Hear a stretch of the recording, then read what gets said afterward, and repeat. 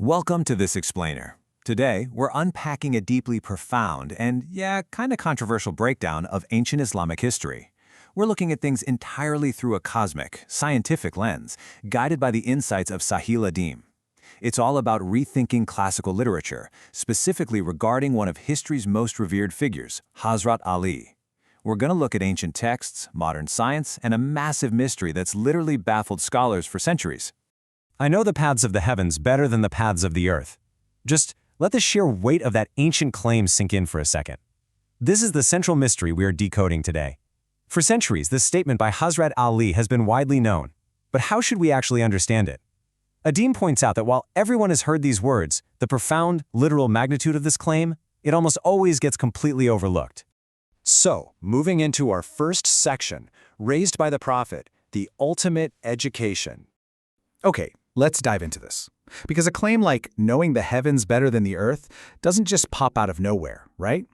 At just 2 years old, Ali was taken into the direct care and upbringing of the Prophet Muhammad. By the time he was 9, he was publicly accepting Islam, standing against intense opposition when others wouldn't dare.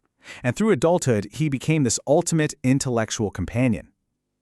Adeem stresses that you have to view this objectively. Ali was receiving data, knowledge about the universe, directly from the Creator's messenger, continuously, since childhood. He was getting it directly from the source. Adeem uses this really beautiful analogy of a waterfall. Imagine Ali standing directly under the rushing waterfall of the Prophet's wisdom. This continuous, direct transfer of knowledge from such a young age granted him an intellectual edge and a depth of understanding that was just absolutely unmatched by anyone else. That brings us to Section 2, Paths of the Heavens versus the Earth. Let's really break down what that means. Consider the paths of the earth. Adeem notes that we have zero problem accepting this as literal geography, right? Routes gained through normal human experience. But when it comes to the paths of the heavens, mainstream scholars have historically just brushed it off as a metaphor. Adeem argues that it is totally intellectually inconsistent to read the first half of the sentence literally and then treat the second half as just some poetic exaggeration. I want to ask you this directly, and I really want you to think about it. If the paths of the earth are accepted as literal geographical routes, why do traditional scholars instantly downgrade the paths of the heavens to a mere metaphor? Why is there this massive failure to scientifically investigate what those heavenly paths might actually be? Let's look into that in Section 3, Critiquing Sectarian Clerics. Adeem introduces a somewhat satirical term for this intellectual regression, falvi.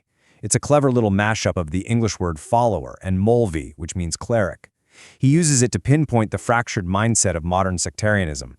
You see, a falvi, according to Adeem, is someone who just blindly reveres the cleric of their own specific group while hastily dismissing or even condemning everyone else.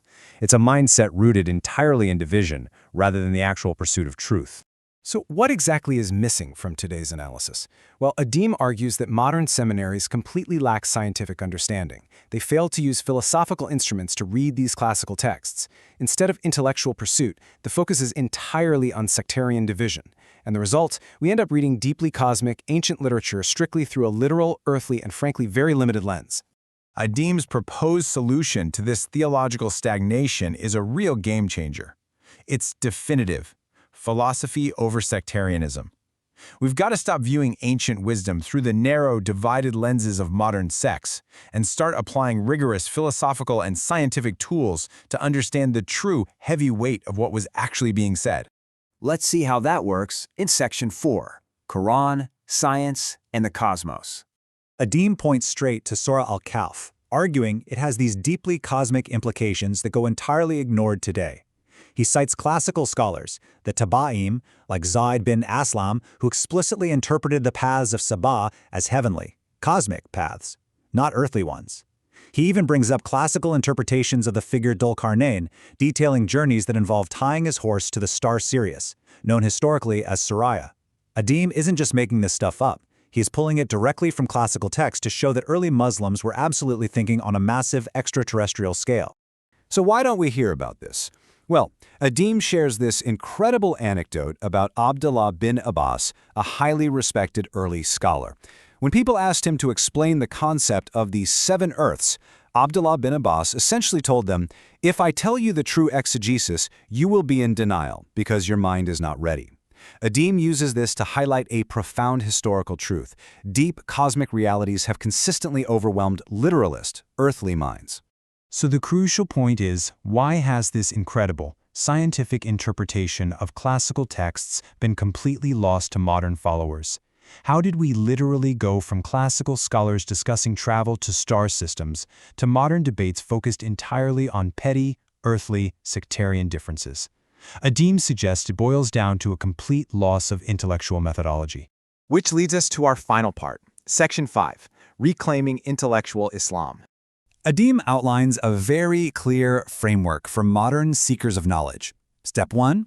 Step away from those sectarian, full-V limitations. Stop relying on divided clerics to do all your thinking for you. Step 2. Read the classical texts and literature independently. The information is right there, just waiting to be read. And Step 3. Apply modern scientific and philosophical instruments to those ancient words. Do not be afraid to read a 1400-year-old text through the lens of modern astrophysics if the text is explicitly pointing to the heavens. Ultimately, the core takeaway is this: be a critical thinker.